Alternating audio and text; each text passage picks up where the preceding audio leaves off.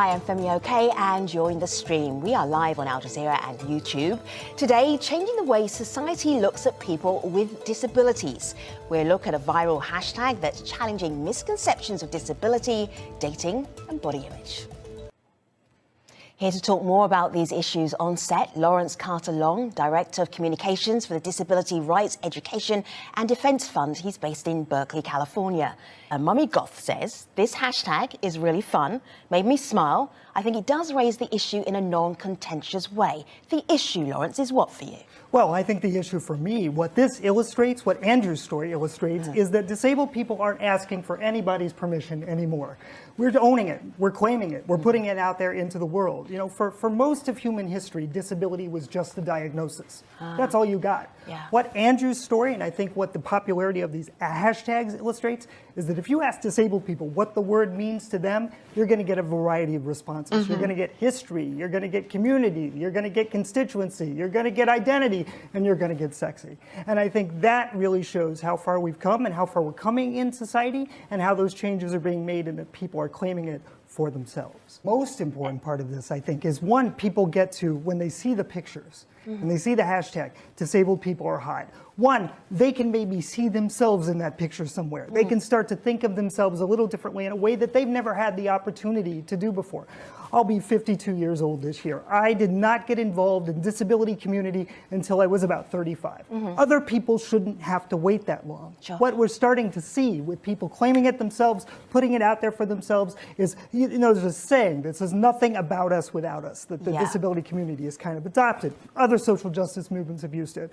What we're starting to see now is an updated version of that, which basically says nothing without us, period, right? So it could be jobs, it could be employment, it could be education, but we're also saying we're claiming our rights and our stake to be a part of everything that you folks, non-disabled folks, take for granted. And I think that's the real power of these campaigns. I'm going to show, before I go to another comment, and hold tight for a moment, I have to show everybody the way that I got to know Lawrence, which was as a dancer. Yes, right. I did say dancer. That's right. All right. Explain as we look at your young, hot self here. So just, not so young. So I was impressed. I had more hair. No, that is hot. That's a hot picture. Thank you. Well, people just like thinking disability and the word hot don't go together. They didn't think disability and the word dance go together either. Right? So a little over a decade ago, I was involved with a project with a choreographer in New York City, Heidi Latsky. We called the show GIMP because we knew that I walked a little differently. We know people with disabilities know who they are and what their situations are. This was a troupe of people who are disabled and non-disabled. We toured the world. We opened the Dublin Dance Festival. We went to Kathmandu. We did Lincoln, Nebraska. We were all over the place. You really challenged people's perceptions that was the whole point. People who are disabled can do and dance well, as there's this one notion, right, that says, well, anybody can dance. Well, that's true. Anybody can dance in their living room. Anybody can sing in the shower. Not everybody, though, is going to be an on-stage performer. Not everybody is going to have people paid to see that performance. Sure. So we had to be better than good, right? Yeah. We had all these assumptions about, oh, that's so nice, that's so sweet, that's so inspirational. Look intense here. Right? And that's the thing. You got to bring that intensity to it themselves. And that intensity itself, right, that passion, that power, that's something disabled people know. We hang out, we talk to each other, we sort of bring that every day. This is a glimpse of our world that the non-disabled communities haven't seen before, and they're just starting to get the memo. I think for me to really go ahead and find a man, you know, endowed with a man and have a baby, that was a miracle to some people. But I look at it and I'm like, no, I am a woman, and it happens because disability does not take that away from you. It's about as natural as anything can get, right? You can't get much more natural than that. I mean, you just had Tom Shakespeare on. One of his compatriots, Penny Pepper in the UK, talks about if you can't imagine people with disabilities engaged in sexual activity, having sex, being sexy, that says more about your lack of imagination than it says about people with disabilities. And am I right in thinking that Penny Pepper writes fiction? Erotica. Erotica. She writes erotica. All right. With exactly. people with disabilities People with disabilities in it too. That's right. All right. This is interesting. Puts the porn in inspiration porn, if you want to consider it. All right. Thank you, Lawrence. Okay. Blushing here. But you know, Because we exist in a world and in different cultures that weren't built with us in mind, disabled people are masters of innovation. We're really good at improv. Our daily lives are like jazz. We have to just figure it out as we go along. I like right? that.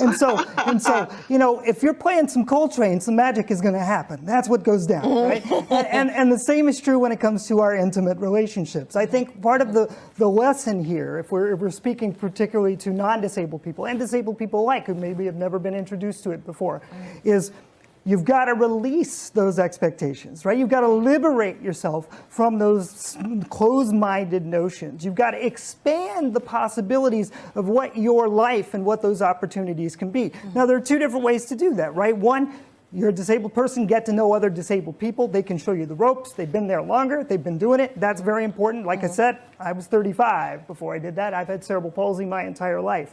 The other thing is be there for somebody else, right? If you got a foot in the door, if you got an opportunity, if you got a way in, open that door, invite other people in, right? Be that mentor, be that support for somebody else.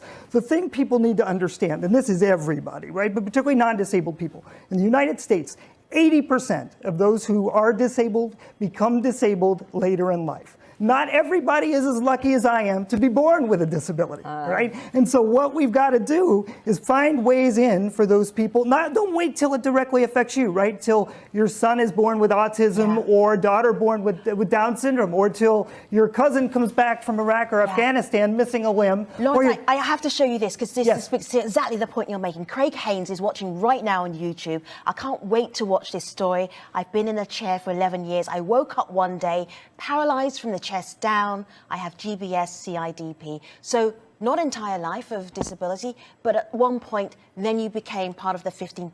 That's 15% right. in the world. And if you're lucky enough, disabled. right, most of us age into disability, right? At some point, the hearing's not as good as it used to be. The eyesight starts to go. The hips are a little wonky. So what that forces you to do is get creative, right? So you can start now. Do you know what I said?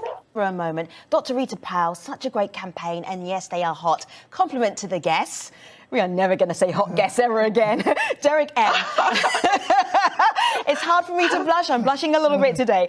I don't see why disabled people wouldn't be attractive. People are people. It seems like you are resonating with our audience. In a sentence, Lawrence, wrap us up. We're all better off when we have a diverse group of people together in the same room, in the same world, in the same community, sharing their experiences and learning from each other. The bottom line, I got to go back to it once again. It's not nothing about us without us. It's nothing without us, period. If you're not involving disabled people, you're missing out. Hot Lawrence, hot Anne, hot Marianne Hale, thank you so much for bringing your hotness to the stream today. We appreciate it. Thanks for watching, everybody. See you next time.